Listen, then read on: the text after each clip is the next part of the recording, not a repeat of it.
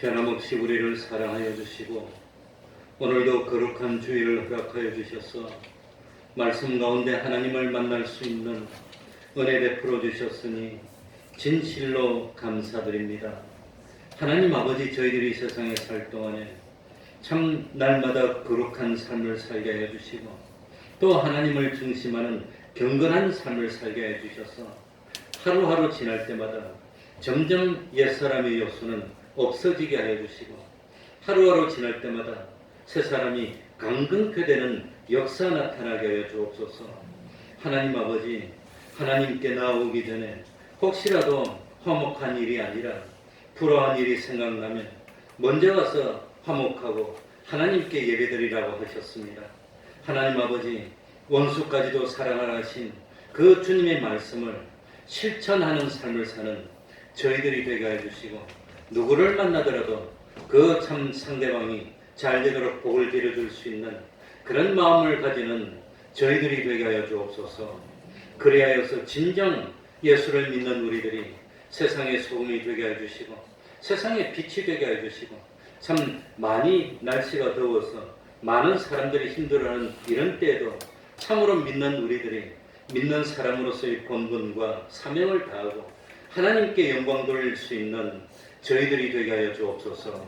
지난 주 동안 또 이렇게 참 무주해서 집회를 무사히 잘 마치게 하여 주시니 감사드립니다.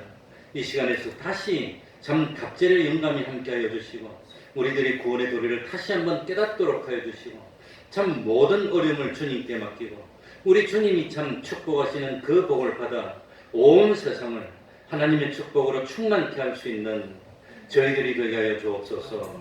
요즘 이웃 나라와 참 관계 때문에 여러 가지 어려움들이 예상되는 이때에 믿는 우리들이 먼저 나서서 참 손을 내밀 수 있고 사랑을 베풀 수 있는 그런 마음을 실천하여 참 이 국가적인 어려움이 주님 안에서 잘 해결되고 그전보다도 사이도 좋아지고 그전보다도 경제나 참 외교나 안보가 든든히 설 수 있는 참 우리 믿는 사람이 이 땅에 믿음의 그루터기 될 수 있도록 하나님을 진실로 기쁘시게 하는 그 믿음 지킬 수 있도록 은혜 베풀어 주옵소서. 주님의 이름으로 모인 곳곳마다 하나님의 은총이 함께하여 주시기를 바라며 예수님 이름으로 기도하옵나이다. 아멘. 다 같이 자리에서 일어나셔서 찬송가 44장입니다.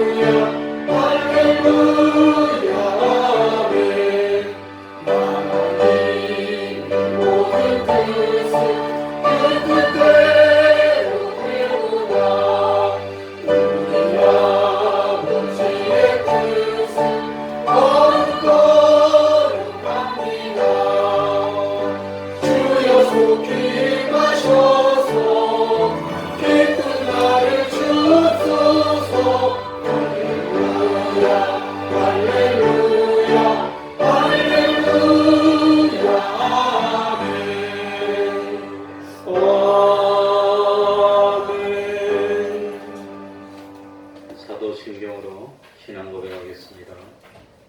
전능하사 천지를 만드신 하나님 아버지를 내가 믿사오며 그 외아들 우리 주 예수 그리스도를 믿사오니 이는 성령으로 잉태하사 동정녀 마리아에게 나시고 본디오 빌라도에게 고난을 받으사 십자가에 못 박혀 죽으시고 장사한 지 사흘 만에 죽은 자 가운데서 다시 살아나시며 하늘에 오르사 전능하신 하나님 우편에 앉아 계시다가 저리로서 산자와 죽은 자를 심판하러 오시리라. 성령을 믿사오며 거룩한 공예와 성도가 서로 교통하는 것과 죄를 사하여 주시는 것과 몸이 다시 사는 것과 영원히 사는 것을 믿사옵나이다. 아멘.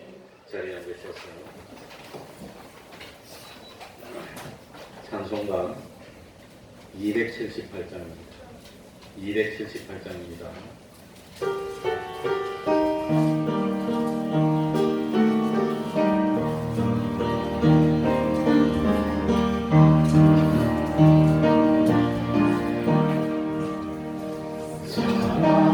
사랑하는 주님 앞에 영대장의 한자리에 시온에 생각하여 즐거운 찬송 부르네.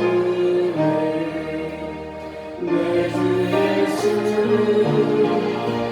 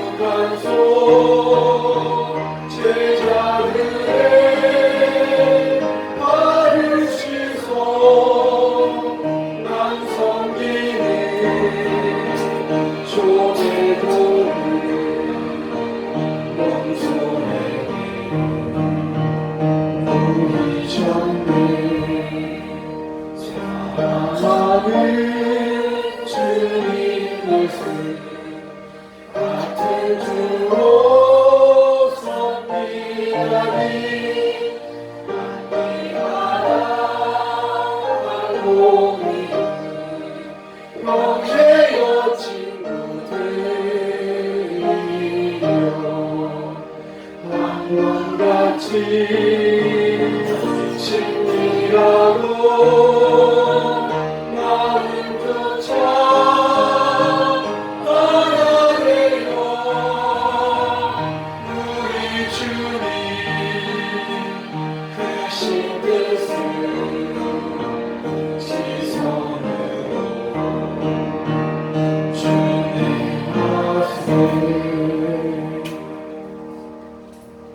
이 시간에는 교동문 19번을 교독하겠습니다. 찬송가 뒤쪽에 있습니다. 예배 순서에도 있습니다. 교동문 19번입니다.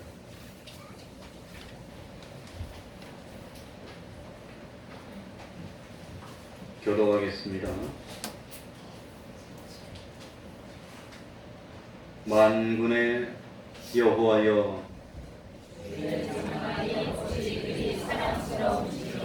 내 영혼이 여호와의 궁정을 사모하여 쇠약함이여, 내 마음과 육체가 생존하시는 하나님께 부르시나이다. 나의 왕, 나의 하나님, 만군의 여호와여, 주의 제단에서 첫째도 제수를 얻고 제비도 새끼들 보금자리를 얻으나이다. 주의 집에 거하는 자가 복이 있나이다. 저희가 항상 주를 찬송하리이다. 주의 힘을 얻고 그 마음에 시온에 데려가 있는 자는 복이 있나이다. 저희는 눈물 골짜기로 통행할 때에 그곳으로 많은 샘의 곳이 되게 하며 예루비도 은택을 빛나이다. 주의 궁정에서 한날이 다른 곳에서 첫날보다 나은즉 악인의 장막의 거함보다 내 하나님 문지기로 이것이 좋사오니 만군의 여호와여 주께 의지하는 자는 복이 있나이다. 아멘. 이제 주영강 성가대 찬양 읽겠습니다.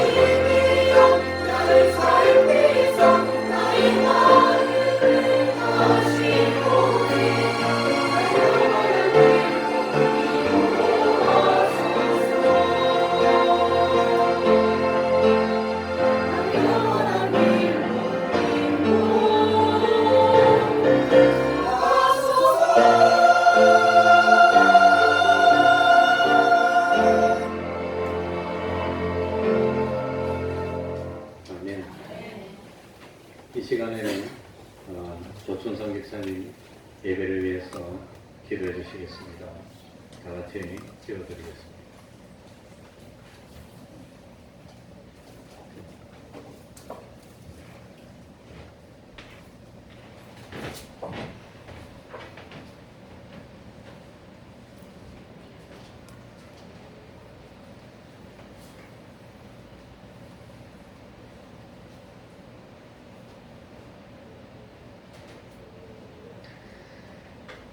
하나님, 때마다 시마다 하나님께서 이 귀한 예배를 열어주시고 또 우리 한 사람 한 사람을 잊지 아니하시고 불러 모아 주셔서 세상의 여러 가지 일로 흐트러진 저희들을 하나님 주님의 강권적 사랑으로 이 자리에 참여케 해주셔서 주님의 귀한 생명의 말씀을 우리에게 양식으로 주신 이 은혜의 자리에 저희를 인도해 주신 하나님의 섭리하시는 그 사랑에 감사함을 드립니다.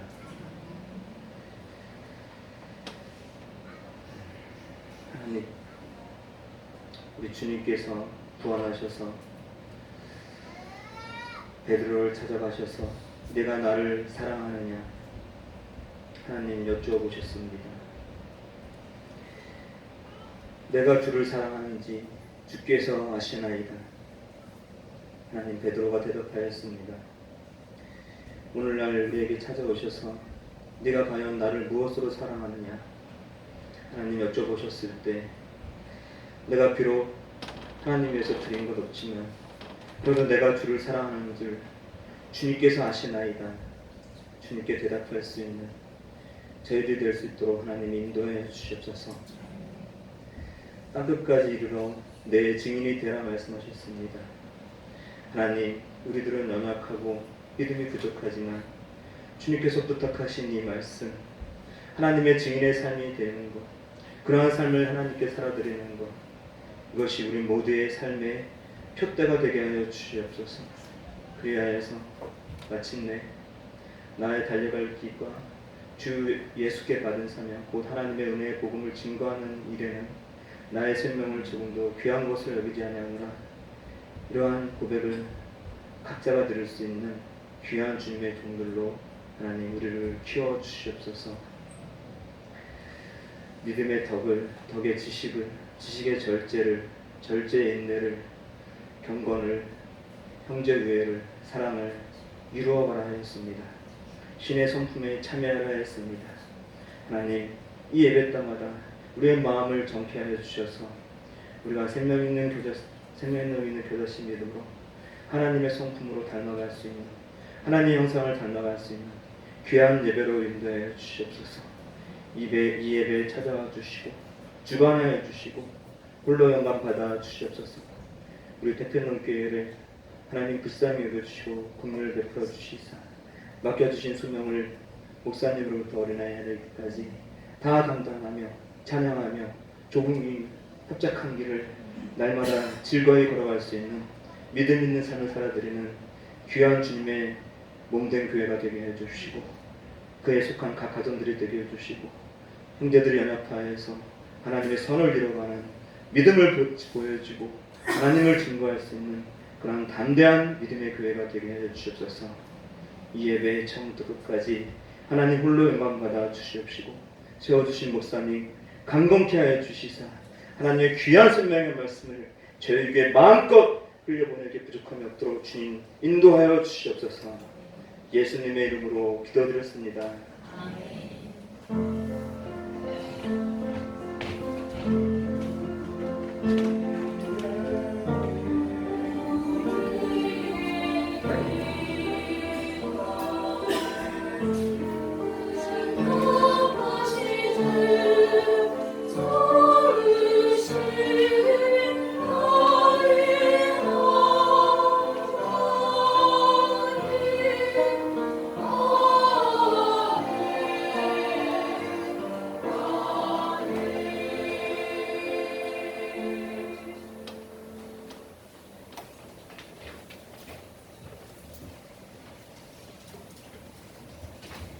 하나님의 말씀 신약 성경입니다.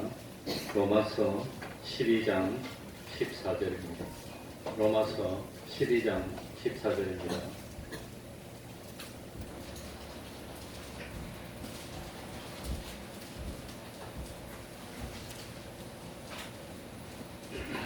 로마서 12장 14절입니다. 14절부터 16절까지를 제가 읽겠습니다. 너희를 핍박하는 자를 축복하라. 축복하고 저주하지 말라. 즐거워하는 자들로 함께 즐거워하고 우는 자들로 함께 울라. 서로 마음을 같이 하며 높은 데 마음을 두지 말고 도리어 낮은 데 처하며 스스로 지혜 있는 채 말라. 아멘. 말라 하는 건 뭐지?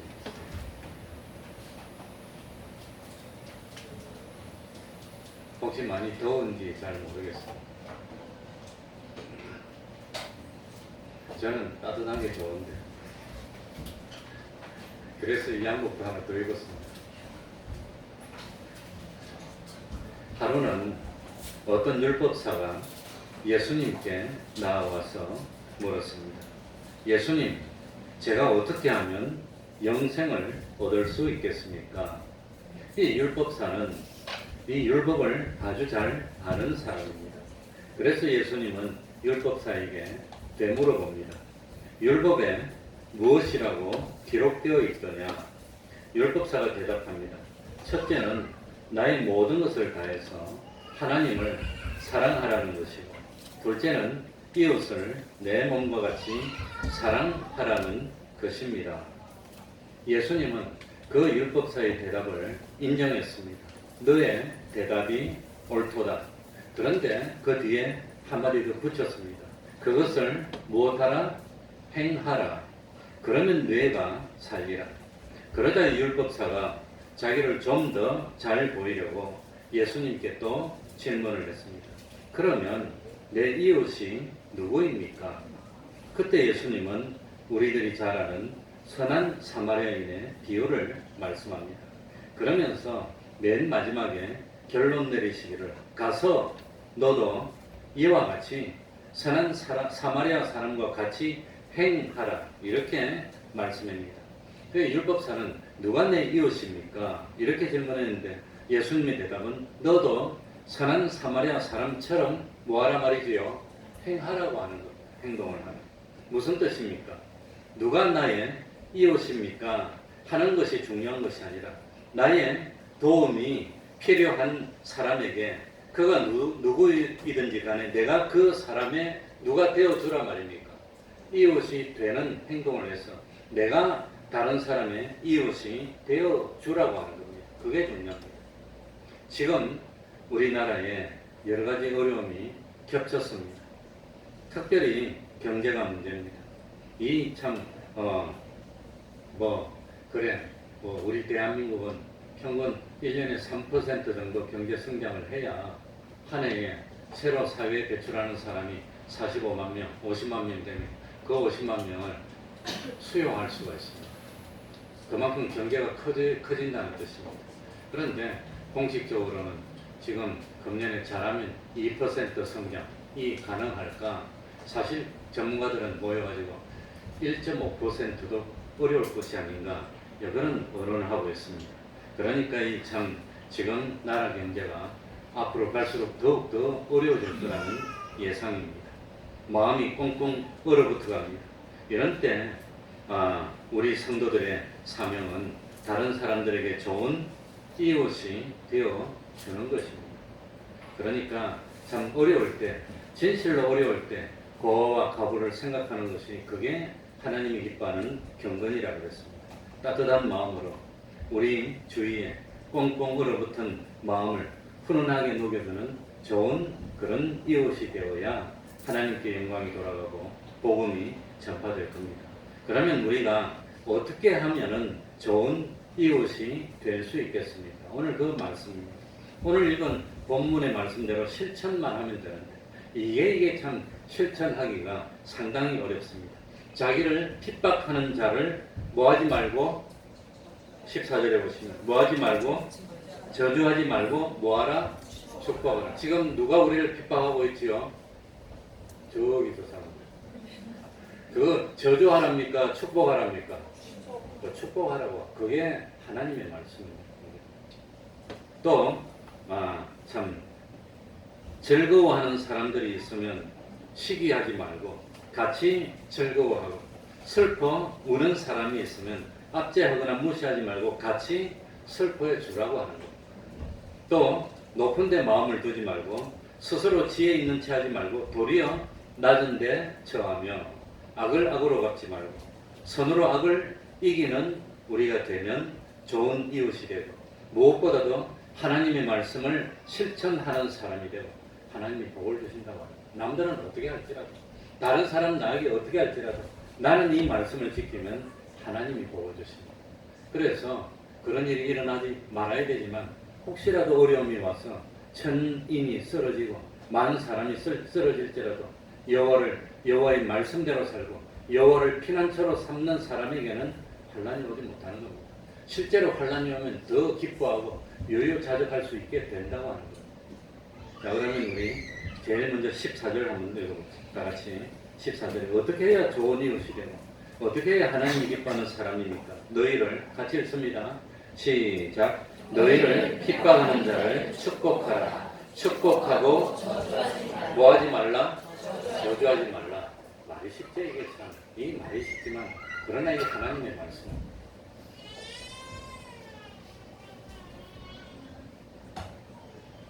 우리가 참으로 하나님이 말씀하시고 예수님이 말씀하시는 좋은 이웃이 되기 위한 첫걸음이 뭐냐? 복을 빌어주는 겁니다.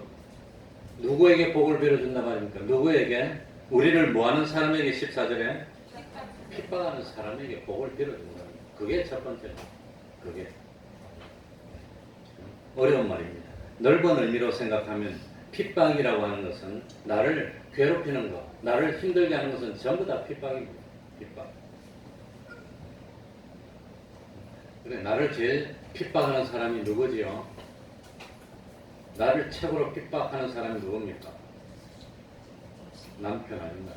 왼수. 그러나 성경적인 의미로 보면 예수 믿는 것 때문에 당하는 괴롭힘을 핍박이라고 한다고 하는 겁니다. 내가 잘못해서 욕을 먹으면 그건 핍박이 아닙니다. 내가 잘못했으니까 욕을 먹었으니까 그건 당연한 겁니다. 잘못한 데 대한 마땅한 보응입니다. 내가 의롭고 올바르고 참 진실되게 생활하는데도 상대방이 일방적으로 부당하게 괴롭히면 그게 뭐라 말이지요? 그게 핍박이라고 하는 겁니다. 나는 상대방을 해롭게 한 적이 없습니다. 욕한 적이 없습니다. 상대방에게 가해를 한 적이 없습니다. 그저 참 진실되게 살고 하나님 말씀대로 살고 하나님을 섬기기 위해서 충성했는데 그런데도 상대방이 비방을 하고 수근수근하고 따돌림을 하고 무시하고 방해하면 그게 두 글자로 뭐라 말이지요? 그게 핍박이라고 하는 겁니다. 핍박. 그러니까 참 성경에는 주와 복음 때문에 욕을 먹고 주님과 복음 때문에 핍박을 당하면 뭐가 있다고 그랬지요? 복이 있다고 그랬어요. 복이. 예, 주님 때문에 핍박을 당한 적이 있습니까? 복이 있다고 그랬습니다. 그러니까 이렇게 내가 핍박을 당할 때 어떻게 해야 합니까? 악을 악으로 갚지 말고 선으로 악을 이기라고 그랬습니다. 악에 지지 말고 선으로 악을 이기라고 그랬습니다.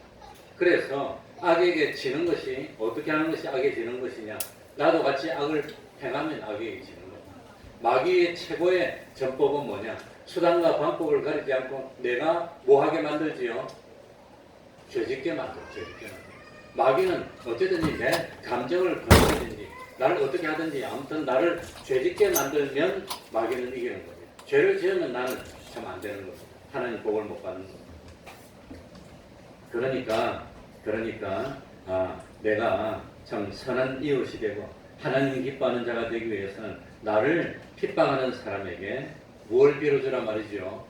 복을 빌어주라고 합니다. 그게 참 하나님.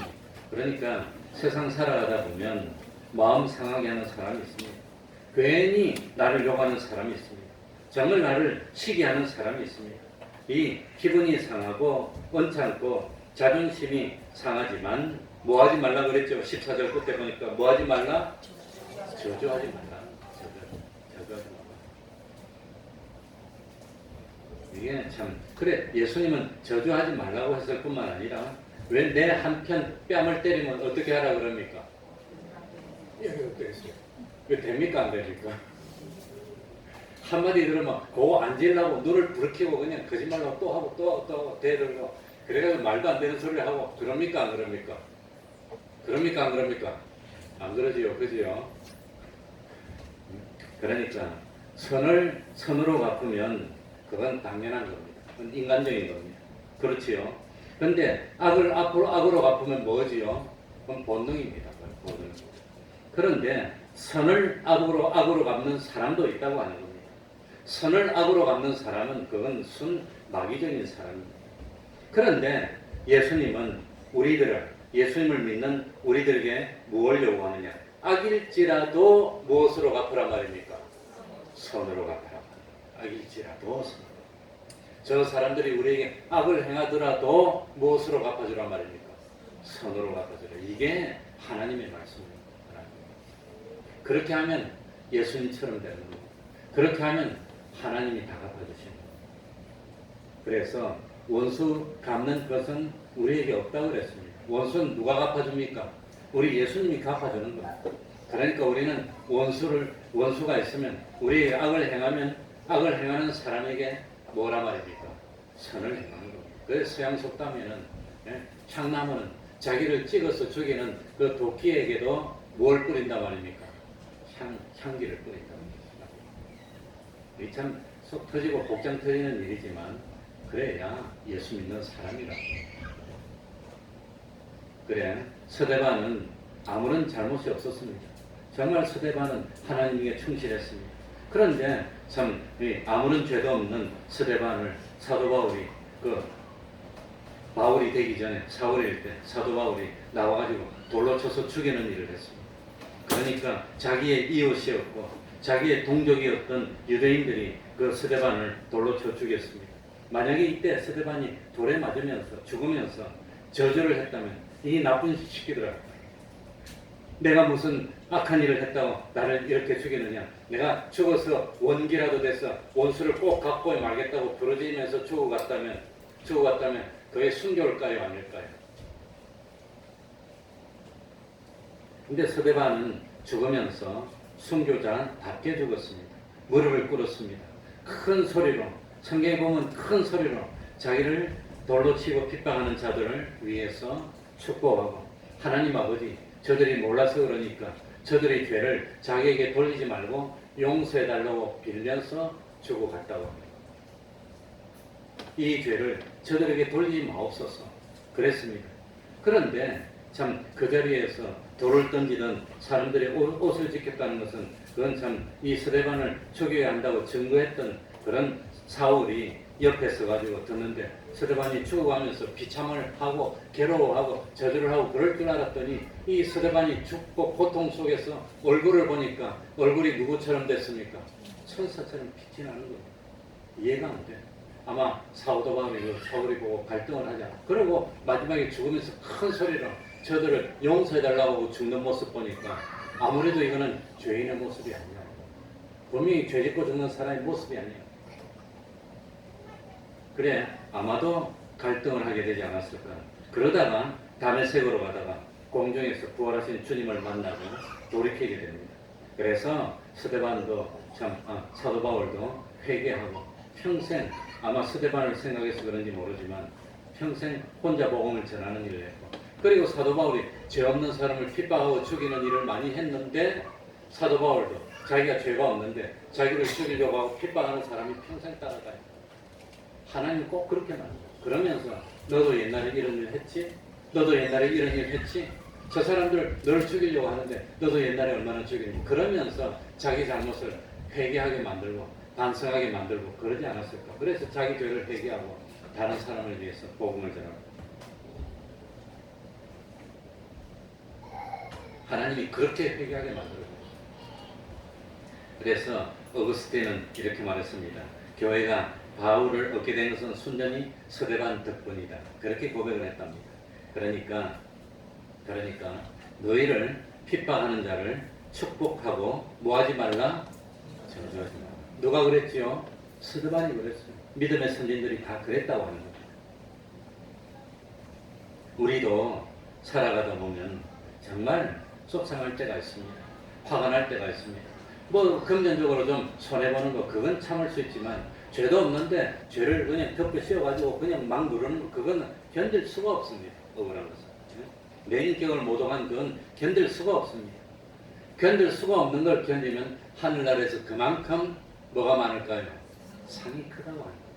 상이 크다. 애매하게 고난받더라도 하나님을 생각해서 참으면 하나님은 아름다운 것을 보고 복을 주신다고 합니다. 그러니까 참 예수님은 제자들을 여기저기 파송하면서 당부한 것이 어느 집에 들어가더라도 일단 들어가면 그 가정을 위해서 뭐하라 그랬습니까? 뭘 빌어주라? 복을 빌어주라. 그런데 예수 믿으라고 하면 사람들이 환영할까요? 핍박하고 반대할까요? 반대. 희한해요. 희한해요. 왜 다른 가게 오픈해가지고 그 참 뭔가 행사하는 건 보고 구경하고 그러면서도 교회 앞에서 전도하는 것은 왜 그래가 하면서 반대를 하는지 모르겠어요. 꼭 반대를 하고 그 사람들 해꾸지를 하고 멸시를 하고 그래요. 그 예수님이 몰랐을까요? 그렇지만 제자들을 보내면서 어느 가정이든지 들어가게 되면 그 가정을 위해서 뭘 해라만 뭘 빌어주라 말입니까? 복을 빌어주라고 하는 겁니다. 그 가정이 복을 받을 만하면 그 가정이 복을 받고 내가 복을 빌어줘서 하나님이 복을 줬다면 나도 복된 사람이 되는 것이고 그 가정이 복을 받을 만한 자격이 되지 않는다면 하나님이 어떻게 한다 그랬습니까? 내가 빌어준 복이 전부 다 누구에게로 돌아온다 말입니까? 나한테로 돌아오니까 복을 빌어주는 것은 항상 세상 말로 남는 장사입니다. 복을 빌어줘서 그 사람이 복을 받으면 내가 복 받도록 만들어줬으니까 나도 복된 사람이고 내가 복을 빌어줬는데 복 받을 만하지 못하면 그 복이 반사돼서 나한테 와서 내가 복을 받으니까 내가 복을 받고 그러니까 이래도 좋고 저래도 좋고 다 좋은 거라고 합니다. 그러니 참 특별히 나를 핍박하는 사람이라 하더라도 뭘 빌어주라 말입니까? 복을 빌어주면 그 사람이 회개하고 행동을 고쳐서 복받을 행동을 하면 야 내가 참 좋은 일 하고 한 사람을 얻은 것이고 우주보다도 큰 수익을 얻은 것이고 그 사람이 끝까지 돌이키지 못하고 나쁜 일을 하면 그 복이 나한테로 돌아올 것이고 하나님은 그 사람을 심판할 것이고 그러니까 복을 빌어주라고 하는 겁니다. 그런데 이 참 말씀을 뒤집어서 생각해 보면 내가 어떤 사람이 집에 들어가 가지고 복을 빌어주지 않고 저주를 빌었다면 어떻게 되겠습니까? 저주를 빌었어. 만약에 그 사람이 악한 행동을 해서 저주를 받으면 고만인데 만약에 그 사람이 저주받을 행동을 안 했어. 복을 받을 행동을 했어. 그럼 내가 빌은 저주가 어떻게 될까요? 누구한테 올까요? 누구한테 오지요? 너한테. 손가락 하나 가리키면 4개는 나한테 와. 나한테. 그 내가 빈 저주가 나한테 오니까 자기 저주에 자기가 망하게 된다는 겁니다. 그러니까 그거 참 세상 말로 그거는 손해보는 장사입니다. 그건 하지 말라는 겁니다. 그러니까 복을 빌어주라고 하는 겁니다.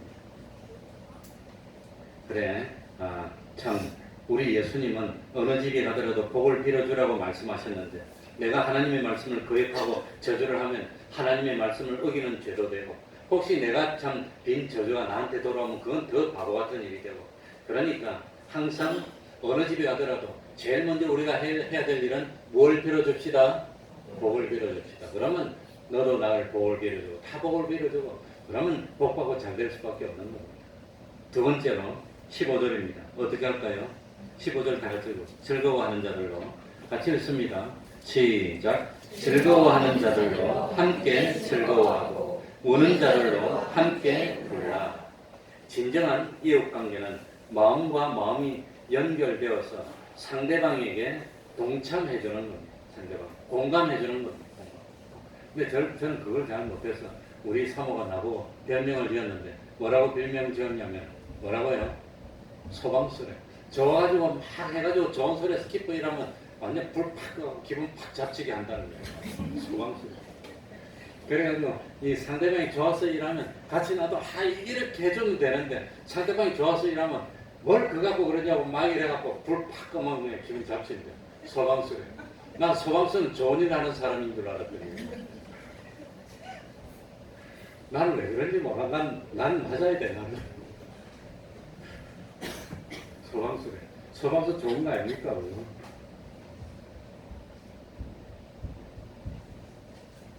그런데 주의할 것은 어떤 사람이 다른 사람 욕하는데 동참하지 마시기 바랍니다. 그건 좋은 거 아닙니다. 다른 사람 욕하고 저주하는데 그래 맞장구 쳐가지고 그냥 막 올려서 욕을 그건 망하는 겁니다. 그런 게 아니라면 상대방이 슬퍼하면 같이 뭐 해주고 슬퍼해주고 상대방의 슬픔은 나의 기쁨이요. 그러면 안 된다는 겁니다. 상대방이 망하는 것은 나의 기쁨이요. 그러지 말라는 겁니다. 상대방이 잘 되면 시기하지 말고 함께 뭐 해주라 말이죠. 기뻐해주라고 합니다.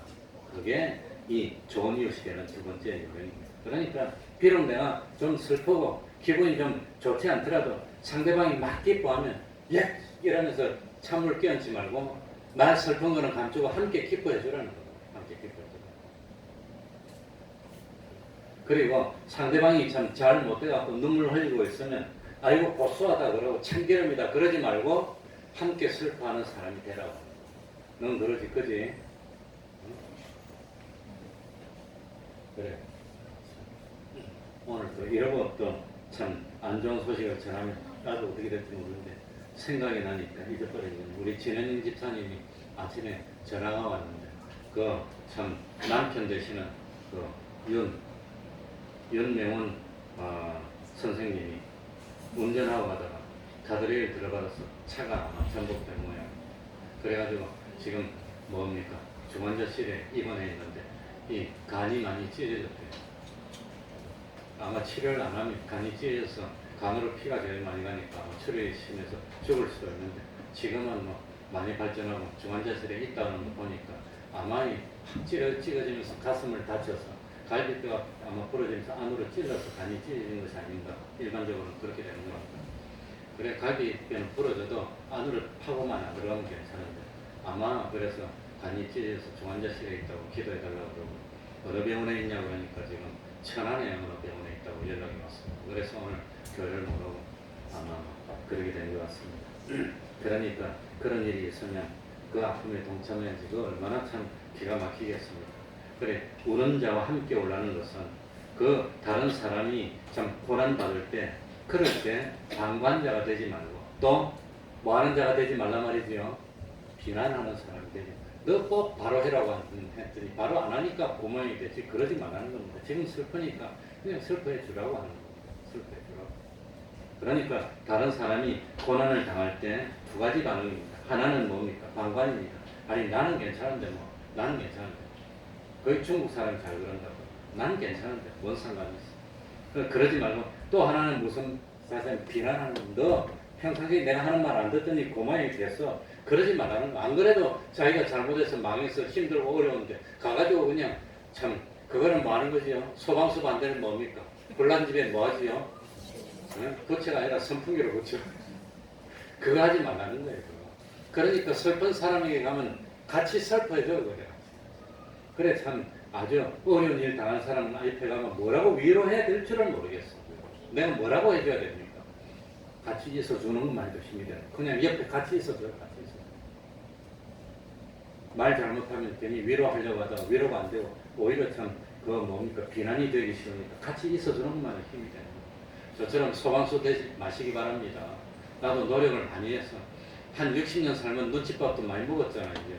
이제는 살살 하는데 참 그거 고치기가 어렵더라고. 소방서가 있죠. 옛날에 참 중국에 공자가 있었는데 공자에게 아주 사랑받는 제자가 있었는데 그 제자 이름 아는 분이 있습니까? 없지요? 없어야 제자가. 지공이라는 사람이 있었답니다. 그런데 이 공자는 언제든지 언언할 일이 있으면 그 많은 제자 가운데 지공을 불러서 언언을 했답니다. 그런데 이 지공은 나중에 나라의 재상이 돼가지고 그야말로 좋은 일을 했답니다. 그런데 이 지공이 어릴 때 계모 밑에서 컸답니다. 계모 밑에. 그런데 이 계모가 자기 어머니가 돌아가셔가지고 아버지가 다시 재혼을 해서 계모가 들어왔는데 그 계모가 아들을 셋이나 낳았답니다. 그랬더니 그 계모가 아들은 그렇게 사랑해주고 자기는 그렇게 핍박하더라고. 아들 놓기 전에는 잘해줬는데. 그래가지고 한 번은 추운 겨울에 아버지하고 지공하고 둘만 말을 타고 가게 됐답니다. 추운 겨울에 말을 타고 달리니까 찬바람 오니까 더 춥잖아요. 이 아들이 달달달달 떨고 참 이 방정스러운 모습을 보니까 아버지가 사내 대장부가 큰일 할 놈이 발발발 떨고 그럼 되겠냐고 참아. 예 아버지. 근데 아무리 참을 해도 뭐 추위가 오니까 더 발발 뿔줄이 새파래지니까 아버지가 이상한 생각이 들었다. 그래가지고 가가지고 아들 옷을 만져보니까 이놈은 자기 옷은 그 소물 넣어서 툭툭한데 아들 옷은 호껍데기밖에 없더래. 그래 개보관이 호껍데기만 입혀놓고 난 겁니다. 자기가 난 아들은 툭툭한 소물 넣어서 좋은 옷을 입혀놓고 이 남의 아들이라고 그냥 호껍데기만 입혀갖고 말을 타고 하니 얼마나 좋습니까. 아버지가 화가 나가지고 어떻게 했습니까? 당장 이놈 못된 여자를 내어 쫓겠다고 그랬다. 그러니까 아들이 뭐라고 했을까요? 우리 아빠 최고야 이랬을까요? 그러지 않았답니다. 아빠 참으시라고 막 참으시라고 그래 막 매달렸다. 그러니까 왜 그러냐고 그러니까 시공이 뭐라고 대답했게요? 아시는 분?